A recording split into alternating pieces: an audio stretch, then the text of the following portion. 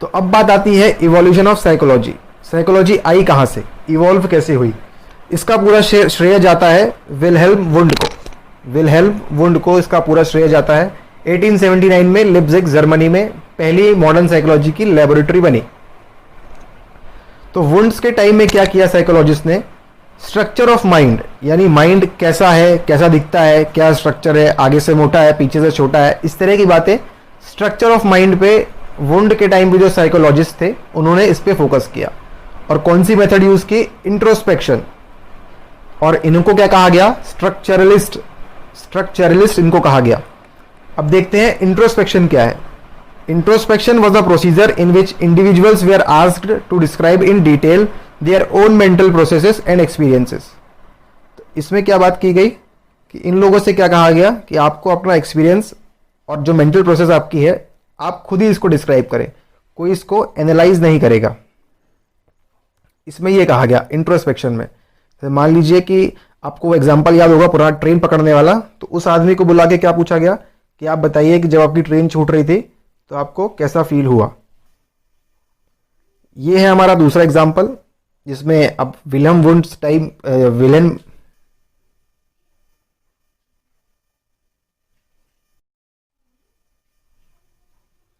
अब ये है दूसरा पॉइंट, जिसमें आते हैं हमारे अमेरिकन साइकोलॉजिस्ट विलियम जेम्स। इन्होंने लेबोरेटरी सेट की कहाँ पर, कैम्ब्रिज मैसाचुसेट्स में। पहली कहाँ एस्टेब्लिश हुई थी, जर्मनी में। इनकी जो अप्रोच थी वो थी फंक्शनलिस्ट अप्रोच। इनकी जो अप्रोच थी फंक्शनलिस्ट अप्रोच थी। इन्होंने क्या किया, बजाय स्ट्रक्चर ऑफ माइंड के कि वो कैसा दिखता है, छोटा मोटा बड़ा छोटा, इस पे फोकस करने की बजाय उन्होंने क्या फोकस किया कि what the mind does, mind करता क्या है, and how behaviour functions in making people deal with the environment. और लोगों का व्यवहार, उनका बिहेवियर कैसे फंक्शन करता है डील करने में एनवायरनमेंट के, एनवायरनमेंट मतलब दूसरे लोगों के साथ, कि उनका बिहेवियर कैसे डिपेंड करता है। तो जो फंक्शनलिस्ट अप्रोच थी उसमें क्या था, behaviour enabled people to satisfy their needs, कि बिहेवियर लोगों को उनकी ज़रूरतें पूरा करने के लिए कैसे हेल्प करता है। फिर अगली आती है गेस्टाल्ट साइकोलॉजी।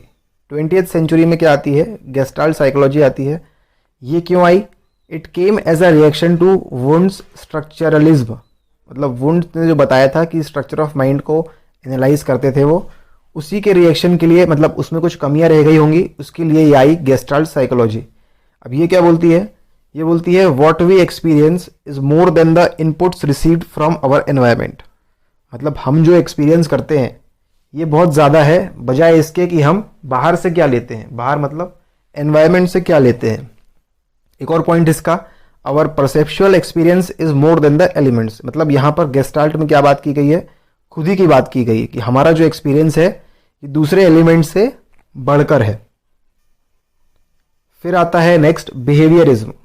इसको बताया था, फोटो में देखिए आप, जॉन वॉटसन इन 1910। देखिए हम 1879 से 1910 तक आ गए हैं। साइकोलॉजी धीरे धीरे इवॉल्व हो रही है। ये कहता है scientific psychology must focus on what is observable and verifiable. मतलब साइकोलॉजी की जो स्टडी है वो किस पे फोकस करना चाहिए, कि जो हम ऑब्जर्व कर सकें और जो वेरीफाई कर सके। मतलब जब प्यास लगती है आदमी को तो क्या होता है, उसका गला सूखता है, ठीक है, और पानी पीने के बाद क्या होता है, उसको आराम मिलता है। तो ये दोनों चीज़ें क्या है, ऑब्जर्वेबल भी है, कि जैसे ही किसी को आप देखें बहुत प्यासा है तो उसको देख के मालूम पड़ जाएगा, उसकी सांस ऊपर नीचे होगी, उसका गला सूखा रहेगा, ये ऑब्जर्वेबल है। और वेरीफाइबल भी है कि जैसे ही वो पानी पी लेता है तो ये सारी जो प्रोसेस है ये शांत हो जाती है। फिर इन्होंने क्या कहा, he defined psychology as a study of behaviour और responses which can be measured and studied objectively. जैसे एग्जाम्पल दिया आपको, यही कहा उसने कि स्टडी ऑफ बिहेवियर और रिस्पॉन्सेस, बिहेवियर और रिस्पॉन्सेस की स्टडी ही साइकोलॉजी है और कुछ नहीं। लेकिन उसको क्या कर सकते हैं, हम मेजर कर सकते हैं और स्टडी भी कर सकते हैं। जैसे पानी वाला एग्जाम्पल दिया आपको, आप देख सकते हैं किसी को बहुत प्यास लगी है तो वो ऐसे हाफता है और उसका गला सूख जाता है और बोलता है जल्दी पानी दो पानी दो। ये था हमारा बिहेवियरिज्म। फिर अगला आता है, ये आते हैं भाई साहब सिगमंड फ्रेड। सिगमंड फ्रेड ये भाई साहब हैं, इन्होंने बहुत अच्छा काम किया साइकोलॉजी में। इन्होंने क्या कहा, he viewed human behaviour as a dynamic manifestation of unconscious desires and conflicts. देखिए ये भाई साहब को बहुत ध्यान से समझिएगा, यूपीएससी के हिसाब से बहुत इंपॉर्टेंट है। He founded psychoanalysis as a system to understand and cure psychological disorders. Freudian psychoanalysis viewed human beings as motivated by unconscious desire of gratification of pleasure-seeking desires. The humanistic perspective in psychology took a more positive view of human nature. अब ये तो ही 3 important बातें, अब इसको समझते हैं। इन्होंने क्या कहा कि जो ह्यूमन बिहेवियर है ये एक डायनेमिक मैनिफेस्टेशन है। ये जो ह्यूमन बिहेवियर है ये क्या है, इनकी एक इच्छाएं होती है, अनकॉन्शियस डिज़ायर्स। जैसे आपको एग्ज़ाम क्लियर करना है, ये आपकी एक डिज़ायर है। आपको एवरेस्ट पे चढ़ना है, आपको पिज़्ज़ा खाना है, आपको कुछ महंगी चीज़ें खरीदना है, आपको लैम्बोर्गिनी में घूमना है। ये क्या है, आपकी ये डिज़ायर है, अनकॉन्शियस डिज़ायर, मतलब कहीं से आपके दिमाग में आ चुकी है, ठीक है। और आप उसको पूरा करने के लिए क्या कर देते हो, उसको पीछे लग जाते हो। जब पीछे लगते हो तो क्या आता है, कॉन्फ्लिक्ट आता है। शायद आपसे वो एग्ज़ाम क्लियर ना हुआ, या आप शायद वहाँ पे गए तो आपकी ट्रेन छूट गई, या आप पिज़्ज़ा खाने गए तो वहाँ पे दुकान बंद थी। तो एक कॉन्फ्लिक्ट, तो जब दुकान बंद मिलेगी आपको क्या होगा, आपके बिहेवियर में पैटर्न्स दिखना स्टार्ट होंगे, आपका बिहेवियर चेंज होगा, आपका मूड खराब होगा। अरे इतनी दूर से हम आए और दुकान बंद है, इतनी मेहनत की हमने, एग्ज़ाम क्रैक नहीं हुआ, इतनी मेहनत से हम वहाँ गए, हमारी ट्रेन छूट गई। तो सिगमंड फ्रॉइड भाई साहब ने ये बताया कि एक डायनेमिक मतलब ये चेंज होता रहता है, ठीक है ना, आपकी डिज़ायर्स के अकॉर्डिंग ये चेंज होता रहता है। फिर इन्होंने क्या फाउंड किया, साइको एनालिसिस। इन्होंने क्या फाउंड किया, psychoanalysis as a system to understand and cure psychological disorders. अब क्या आते हैं इसके साथ, जो डिसऑर्डर्स होते हैं साइकोलॉजिकल, पागल होना या किसी चीज़ के पीछे भागना, और जब वो ना मिले तो फिर दिमाग में वेरियस रिएक्शंस होना। इसके लिए उन्होंने क्या फाइंड किया, साइको एनालिसिस। फिर उन्होंने क्या बताया, human beings as motivated by unconscious desire of gratification, जो मैंने अभी आपको बताया एग्ज़ाम के लिए, आइसक्रीम खाने के लिए, ऑफ प्लेजर सीकिंग, मतलब जहाँ भी हमको प्लेजर मिलेगा, जिस चीज़ में हमको गाड़ी में घूम के आनंद मिलेगा, प्लेजर मिलेगा, हमको एग्ज़ाम में टॉप करके प्लेजर मिलेगा, हमको फर्स्ट आने पे प्लेजर मिलेगा। ये जो डिज़ायर्स होते हैं इसके लिए ह्यूमन बीइंग क्या होता है, एज मोटिवेटेड रहता है, हमेशा नहीं कुछ करना है इसके लिए वो मोटिवेटेड रहता है। और इसी तरह the humanistic perspective in psychology, ये जो सिगमंड भाई साहब ने किया, ये एक बहुत अच्छे रिजल्ट के रूप में आया ह्यूमन नेचर, मानव के जो नेचर होता है, जो प्रकृति होती है, उसको समझने के लिए। तो सिगमंड फ्रॉइड भाई साहब बहुत बहुत बहुत इंपॉर्टेंट है। फिर these different approaches filled the history of modern psychology. तो अगर कोई आपसे पूछता है मॉडर्न साइकोलॉजी कैसे इवॉल्व हुई, तो हम स्टार्ट करेंगे कहाँ से, सबसे पहले विलियम वुंड से आएंगे, फिर जेम्स से आएंगे, फिर गेस्टाल्ट आएगा, फिर इस तरह आते आते एंड में हम सिगमंड फ्रॉइड पे पहुंचेंगे, ठीक है। चलिए अब आगे देखते हैं क्या है। आगे आता है गेस्टाल्ट अप्रोच। गेस्टाल्ट अप्रोच क्या थी, जो स्ट्रक्चरलिज्म प्लस गेस्टाल्ट अप्रोच, इन दोनों को मिला के, मतलब third one and the first one, इन दोनों को मिला के क्या आती है हमारे पास, कॉग्निटिव पर्सपेक्टिव। ये बहुत बहुत इंपॉर्टेंट हो जाता है। अगेन कॉग्निटिव पर्सपेक्टिव ये क्या बोलता है, focuses on how we know about the world. Focuses on how we know about the world, मतलब हमको देश दुनिया के बारे में कैसे मालूम पड़ता है, इस पे ये फोकस क्या करता है, कॉग्निटिव पर्सपेक्टिव। अब देखते हैं आगे। Cognition is the process of knowing. बहुत सिंपल सी बात है, कॉग्निशन क्या है, मालूम करने की प्रक्रिया, is the process of knowing. आपको कुछ भी मालूम होगा, जैसे अल्फ़ाबेट्स ABCD मालूम है, ये आपके कहीं ना कहीं आपको मालूम है। जैसे देश का पहला प्रधानमंत्री कौन था, ये आपको मालूम है। और तितली के कितने पंख होते हैं, ये आपको मालूम है। और मच्छर काटने से क्या होता है, ये आपको मालूम है। इस प्रकार की चीज़ें जो आपने पढ़ी नहीं भी हो लेकिन आप कहीं ना कहीं मालूम है, वो कहाँ आती है, कॉग्निशन में आती है। अब इसमें क्या इन्वॉल्व होता है कॉग्निशन में, thinking, understanding, perceiving, memorising, problem solving, ये 6 चीज़ें आती हैं। And a host of other mental processes by which our knowledge of the world develops. तो जो होस्ट है, ये मैंने अभी आपको बताया कि ABCD आपको मालूम है, मच्छर काटने से क्या होता है, इस तरह की चीज़ें। फिर कॉग्निशन में इन्वॉल्व होता है थिंकिंग। आप सोच रहे हैं कि मुझको आज कश्मीर जाना है, वहाँ पे जगह खरीदनी है, इसके लिए आप थिंक कर रहे हैं, तो ये आपका काय में आएगा कॉग्निशन में। फिर अंडरस्टैंडिंग, जैसे अभी आप ये वाला चैप्टर पढ़ रहे हैं, इसमें आपको क्या क्या समझ में आ रहा है, आप ये कमेंट करके बताएंगे, तो ये है आपकी अंडरस्टैंडिंग। फिर परसीविंग आता है कि ये लेसन देखने के बाद आपने इसमें से कितना परसीव किया, कितना आपने ध्यान रखा। फिर आता है मेमोराइजिंग, तो जो टेक्निक्स आपको बताएंगे आप उससे किस तरह से मेमोराइज करते हैं, ये का सब काय में आएगा, कॉग्निशन में आएगा। और फिर एंड में आता है प्रॉब्लम सॉल्विंग, प्रॉब्लम SLO। तो ये एंड में आएगा प्रॉब्लम सॉल्विंग, तो जिसमें आपको क्या करना है, आप जो मैथ्स की प्रॉब्लम सॉल्व करते हैं या डे टू डे लाइफ की प्रॉब्लम सॉल्व करते हैं, ये सब आता है कॉग्निशन में। फिर हमको ये बताया गया है कि जो ह्यूमन माइंड है सेम टू सेम कंप्यूटर जैसा है, जो ह्यूमन माइंड है सेम टू सेम कंप्यूटर जैसा है, क्योंकि ऊपर की जो सारी चीज़ें हैं ब्लू में दिख रही हैं आपको, सेम चीज़ें कंप्यूटर भी कर सकता है। ठीक है ना, आज हम 21वीं सेंचुरी में हैं, तो ये सारी चीज़ें कंप्यूटर भी कर सकता है। फिर जो मॉडर्न कॉग्निटिव साइकोलॉजिस्ट हैं जो इस सब पे काम कर रहे हैं, थिंकिंग मेमोराइजिंग पे, इन्होंने क्या कहा कि ह्यूमन बींग्स है एक्टिवली कंस्ट्रक्टिंग देयर माइंड्स। ये एक्टिवली मतलब हमेशा ही अपने माइंड को कंस्ट्रक्ट कर रहे हैं कि कुछ ना कुछ नया मालूम कर रहे हैं। कैसे? Through their exploration into the physical and the social world. ये एक्सप्लोर कर रहे हैं दुनिया को, कैसे? फिजिकली और सोशली, मतलब लोगों से जाके मिल रहे हैं, उनकी विचारधाराएं मालूम पड़ रही हैं। यहाँ से कोई बंदा यूरोप चला गया, यूरोप का लोग यहाँ आके संस्कृत सीख रहे हैं, तो ये कंटिन्यूसली माइंड जो है इवॉल्व हो रहा है, डेवलप हो रहा है। इस व्यू को क्या कहा जाता है? कंस्ट्रक्टिविज्म। कंस्ट्रक्टिविज्म, इस व्यू को क्या कहते हैं? कंस्ट्रक्टिविज्म। फिर ये हैं भाई साहब हमारे, थोड़े जाने पहचाने से लग रहे हैं। क्यों? क्योंकि ये रशिया के हैं, रशियन साइकोलॉजिस्ट व्यगोत्स्की।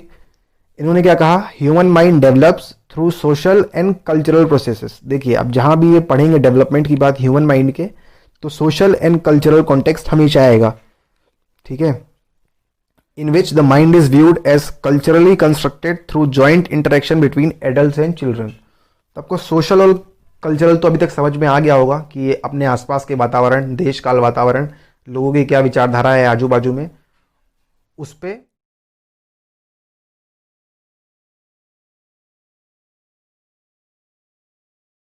व्यगोत्स्की ने क्या कहा कि जो ह्यूमन माइंड है ये डेवलप तो कर रहा है, लेकिन कैसे? इंटरेक्शन से बिटवीन एडल्ट्स एंड चिल्ड्रन, मतलब वयस्कों, बच्चों और बड़ों में जो इंटरेक्शन होता है कल्चरली और सोशली, उसकी तरह से कंस्ट्रक्ट होता है क्या? Human mind. ये किसने कहा? व्यगोत्स्की ने कहा। आपको ये बस ध्यान रखना है लास्ट के 5 words, interaction between adults and children. तो व्यगोत्स्की ने क्या कहा? Interaction between adults and children की वजह से ह्यूमन माइंड डेवलप करता है सोशली एंड कल्चरली। इसी बात को हमारे क्या कहते हैं, पियागेट भाई साहब, ये जो साइकोलॉजिस्ट हैं, इन्होंने क्या कहा? Children actively construct their own minds. ये जो बच्चे हैं ये खुद अपना माइंड खुद डेवलप करते हैं, इनको एडल्ट से इंटरेक्शन की ज़रूरत नहीं होती है। तो देखिए, दो चीज़ें कॉन्ट्राडिक्टरी हो रही हैं यहाँ पे, ये अपनी अपनी सोच की बात है। व्यगोत्स्की ने कहा था कि इंटरेक्शन होता है एडल्ट एंड चिल्ड्रन में, पियागेट कह रहा है कि नहीं, चिल्ड्रन अपना माइंड खुद डेवलप करते हैं, सीख सीख के कार चलाना सीखते हैं, छोटी वाली ये टूट जाती है, तो उसी तरह अपना माइंड एक्टिवली कंस्ट्रक्ट करते हैं। फिर बात आती है development of psychology in India. Development of psychology in India, कि इंडिया में कैसे डेवलप हुआ psychology. Philosophical roots in the Indian tradition have not influence the development of modern psychology in India. मतलब भारत में तो कुछ था ही नहीं, फिलोसफी भी अगर इंडिया की बात करी जाए तो भी साइकोलॉजी से उसका कोई लेना देना नहीं है। तो हम ये कह सकते हैं कि डोमिनेटेड बाय वेस्टर्न साइकोलॉजी। मतलब अगर इंडिया में आज कोई साइकोलॉजी चल रही है तो वो कहाँ से डोमिनेटेड है? वेस्ट से डोमिनेटेड है। इंडिया में कुछ नहीं था। ये कब आया इंडिया में? बाद में आया 19 में, जब कलकत्ता में यूनिवर्सिटी बनी। इस प्रकार की चीज़ें आप बुक में है एनसीईआरटी में, वो आप देख सकते हैं कि इंडिया में कैसे आई।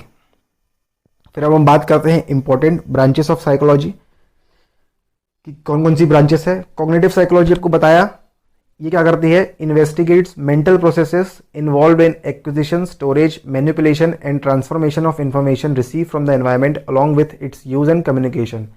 मतलब जो मेंटल प्रोसेस है उसमें क्या हो रहा है? स्टोरेज हो रहा है, चीज़ें आ रही हैं, एक्विजिट हो रही हैं, मैनिपुलेट हो रही हैं, ये सही है गलत है, and transformation of information received, और इन्फॉर्मेशन जो आई उसका ट्रांसफॉर्मेशन हो रहा है, कहीं ना कहीं वो जा रही है, आ रही है।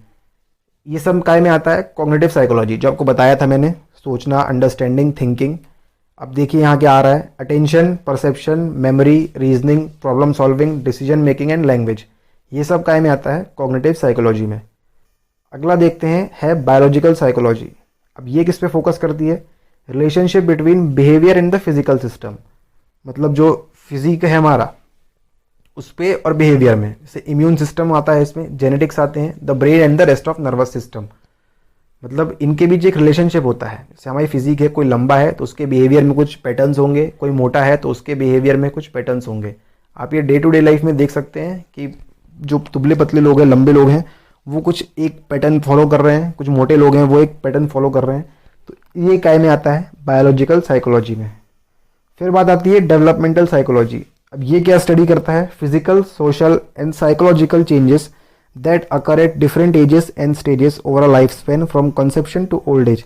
मतलब जब एक महीने के, एक दिन के बच्चे से लेके 99 ईयर्स तक के ओल्ड एज तक जाने तक जो जो डेवलपमेंट होते हैं physically, socially and psychologically different ages में, बच्चा एडोलसेंट होता है, फिर एक एज आती है टीनेज आती है, फिर प्यूबर्टी आती है।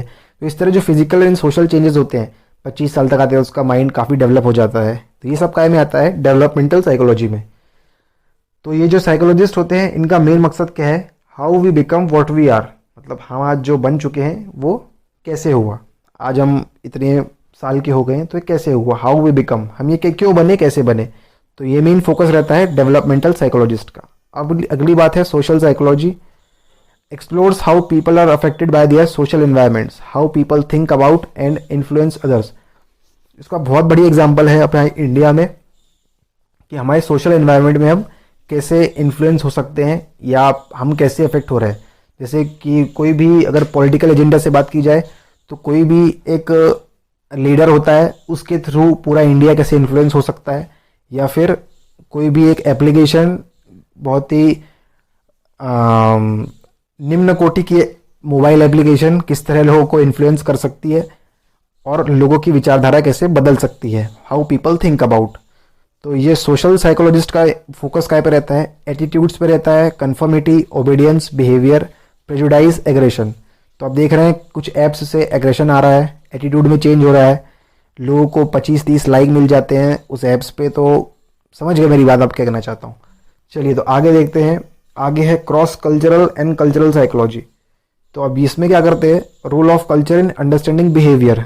कल्चर मतलब कल्चर किस तरह चेंज कर सकता है हमारा बिहेवियर, थॉट एंड इमोशन। मतलब आज आप इंडिया में रह रहे हैं, आपका जो कल्चर है वो आप वेस्ट में जाएंगे, अमेरिका में, तो टोटली चेंज हो जाएगा। फिर आपकी वहाँ से आने की इच्छा नहीं होगी। क्यों? क्योंकि आपका कुछ behaviour, thought and emotion change हो गए। आप इतनी साफ सफाई देख लेंगे वहाँ पर कि आपको लगेगा कि नहीं, यहीं पर अच्छा है, हमको यहीं रहना है। फिर अब ऐसे ही आप चाइना चले जाएंगे तो आपको समझ में आएगा कि पूरा देश अनलॉक की स्थिति में है। ओके, तो it assumes that human behaviour is not only a reflection of human biological potential but also a product of culture. मतलब बायोलॉजिकली तो ह्यूमन बना ही है, डीएनए, आरएनए, अपने माता पिता जो ऊपर से लेते हुए आ रहा है, दादा दादी, नाना नानी से लेके, वो तो बना ही हुआ है ह्यूमन, उसका रिफ्लेक्शन तो है ही, साथ ही साथ कल्चर का भी प्रोडक्ट है। मतलब आप यहाँ पैदा हुए तो कल्चर आप पे इन्फ्लुएंस करेगा ही करेगा। ठीक है, नेक्स्ट आता है एनवायरमेंटल साइकोलॉजी। कुछ नहीं, इसमें temperature, humidity, pollution and natural disasters on human behaviour. मतलब लोगों पर कैसा इसका इफेक्ट होता है टेम्परेचर का। मतलब आप समझ लीजिए कि एक बस में 70 लोगों के बैठने की जगह है, लेकिन वहाँ पर भरी गर्मी में 48 डिग्री टेम्परेचर में आपको वहाँ पर 100 लोग बिठा दिए हैं उस बस में। तो सोचिए वहाँ पर टेम्परेचर और ह्यूमिडिटी कितनी अंदर हो जाएगी उस बस के कि लोग चिड़चिड़े होने लगेंगे और सीट ना मिलने पर लोगों को मारने लगेंगे। जैसे आपने देखा होगा नेचुरल डिजास्टर, जो हम कह सकते हैं 2004 में सुनामी आई, तो जहाँ जहाँ पर उसका इफेक्ट हुआ वहाँ के लोगों का बिहेवियर कैसे बदल गया। अब जैसे आप एक नेचुरल डिजास्टर तो नहीं कहेंगे, लेकिन जो पेंडेमिक आया है कोरोना, इसकी वजह से भी क्या हुआ है, बिहेवियर में काफ़ी चेंज आया है। लोगों ने डिस्टेंसिंग बनाना स्टार्ट कर दिया है, उतना इंटरेक्शन कर रहे हैं लेकिन कम कर रहे हैं। तो ये कौन पढ़ता है? Environmental psychologist. फिर अगली आती है हेल्थ साइकोलॉजी। बहुत इंपॉर्टेंट है कि किस तरह जीवन में स्ट्रेस और एंग्जाइटी घुस चुकी है और इसके डेवलपमेंट, प्रिवेंशन क्या है, ट्रीटमेंट ऑफ इलनेस क्या है, ये सब बात करता है हेल्थ साइकोलॉजी। इनका मेन रहता है फोकस स्ट्रेस एंड कोपिंग पे। मतलब स्ट्रेस क्या है, क्यों आ रहा है, और इतना काम का बर्डन बढ़ चुका है आज, और पेशेंट डॉक्टर रिलेशनशिप, पेशेंट से डॉक्टर कैसी बात कर रहा है, कुछ चीज़ें छुपा तो नहीं रहा है, और इसके ways promoting health enhancing factors. मतलब किस तरह से इसको अच्छा किया जा सकता है, स्ट्रेस कम किया जा सकता है, एंग्जाइटी कम की जा सकती है। फिर नेक्स्ट देखते हैं क्लिनिकल एंड काउंसलिंग। बहुत इंपॉर्टेंट है। Deals with causes, treatment and prevention of different types of psychological disorders. मतलब जो डिसऑर्डर्स होते हैं psychological, anxiety, depression, eating disorder, तो ये डिप्रेशन तो आप सभी को मालूम होगा, अभी काफ़ी उसमें चल रहा है फोकस में। तो इसके लिए काउंसलिंग की बहुत ज़रूरत पड़ जाती है कि काउंसलिंग करने के लिए भाई डिप्रेशन से बाहर निकलो, जीवन में बहुत कुछ है, एंग्जाइटी से बाहर निकलो और एग्ज़ाम क्रैक करो। और ये कुछ दिए हुए हैं, इंडस्ट्रियल साइकोलॉजी, स्पोर्ट्स साइकोलॉजी और एजुकेशनल साइकोलॉजी। मतलब किस तरह आजकल इंडस्ट्री में लोगों को बताया जा रहा है साइकोलॉजिस्ट बुला के कि आपको वर्क को कैसे इन्हेंस करना है, कैसे फोकस करना है, कैसे अपनी प्रोडक्टिविटी बढ़ानी है। स्पोर्ट्स में बताया जा रहा है कि कैसे आप शांत रह के, कूल काम रह के, धोनी इसका बहुत बढ़िया एग्जाम्पल है, किस तरह कूल काम रह के आप अपनी टीम को जिता सकते हो। और एजुकेशनल साइकोलॉजी, किस तरह पढ़ाई अच्छे से की जाए, उस पर डिपेंड करती है। फिर आती है दो चीज़ें again important, basic versus applied psychology. Applied psychology इसलिए क्योंकि पेपर 2 के लिए बहुत इंपॉर्टेंट हो जाती है। बेसिक साइकोलॉजी क्या करती है, provides us with the theories and principles that form the basis of application of psychology. अब देखिए, अभी तक जो हमने पढ़ा है सब थ्योरी थी कि क्यों होता है, कैसे होता है, क्यों होता है। लेकिन जब इसका एप्लीकेशन करेंगे हम, इसका जब एप्लीकेशन करेंगे साइकोलॉजी में, तो ये आता है सब काय में, बेसिक में। जो अप्लाइड साइकोलॉजी आती है वो क्या बोलती है, provides us with different context in which the theories and principles derive from the research can be meaningfully applied. मतलब अगर हमको ये साइकोलॉजी अप्लाई करनी है, मतलब किसी डॉक्टर को किसी पेशेंट के ऊपर वो साइकोलॉजी अप्लाई करनी है, तो जब उस पर अप्लाई करने के बाद उसको क्या मिलेगा, डिफरेंट कंटेक्स्ट मिलेगा। 1 पे करेगा, 2 पे करेगा, 3 पे करेगा, तो अलग अलग चीज़ों का उसका क्या मिलेगा, डिफरेंट कॉन्टेक्स्ट मिलेगा कि उसने वो थ्योरी अप्लाई करी, उसका क्या रिजल्ट आया, वो सब काय में आता है, वो आता है साइकोलॉजिकल अप्लाइड साइकोलॉजी में, जिसमें ताकि वो मीनिंगफुली अप्लाइड कर सके आने वाले जो उसके पेशेंट होंगे उनके साथ। तो ये था हमारा basic difference basic versus applied psychology के बीच। फिर आता है psychology and other disciplines. Psychology, philosophy, medicine, economics, computer science, law, mass communication, इन सब के साथ साइमल्टेनियसली काम करती है। और हमारा लास्ट अब बचता है साइकोलॉजिस्ट एट वर्क। ये इंपॉर्टेंट है। क्लिनिकल साइकोलॉजिस्ट होते हैं, काउंसलिंग साइकोलॉजिस्ट एंग्जाइटी डिप्रेशन के लिए, कम्युनिटी साइकोलॉजिस्ट क्यों, ताकि कोई इन्फ्लुएंस ना हो जाए दूसरी विचारधाराओं से, कि बताने के लिए कि आपके दिमाग में घुसेड़ा जा रहा है तो उसकी वजह से आप बाहर निकलो। स्कूल में साइकोलॉजिस्ट मांगते हैं क्यों, ताकि बच्चों को अच्छी राह दिखाने के लिए, कैरियर पे फोकस करने के लिए, गेम्स में इम्प्रूव करने के लिए। और फिर ऑर्गेनाइजेशनल साइकोलॉजिस्ट जो होते हैं, ताकि वर्कर्स जो होते हैं, काम करते हैं, बॉस के साथ कैसी वो रखना है, बॉस के साथ कैसे एंगेजमेंट रखना है, उसके लिए कैसे अपनी प्रोडक्टिविटी इंक्रीज़ करना है, कैसे लीव्स कम करना है, इस तरह की बातें भी साइकोलॉजिस्ट एट वर्क यहाँ भी काम करते हैं। तो ये था हमारा आज का चैप्टर 1 11th क्लास की NCERT psychology, what is psychology. तो आशा करता हूँ आपको वीडियो पसंद आया होगा। आपको मालूम ही क्या करना है, साइकोलॉजिकल है सब, बताने की ज़रूरत नहीं है कुछ। अगर आपको ज़रा भी अच्छा लगा हो वीडियो, थोड़ा बहुत भी कुछ समझ में आया हो, तो एक लाइक करें और कमेंट करें वीडियो कैसा लगा। कुछ गलती हो सकती है, ह्यूमन है, ह्यूमन एरर हमेशा रहेगा, तो उसको बता सकते हैं ताकि हम आने वाली वीडियोस में अच्छे से इम्प्लीमेंट कर सकें और मदद कर सकें। So thanks for watching, like, share and subscribe. Next video on chapter 2 class 11 NCERT methods of inquiry in psychology.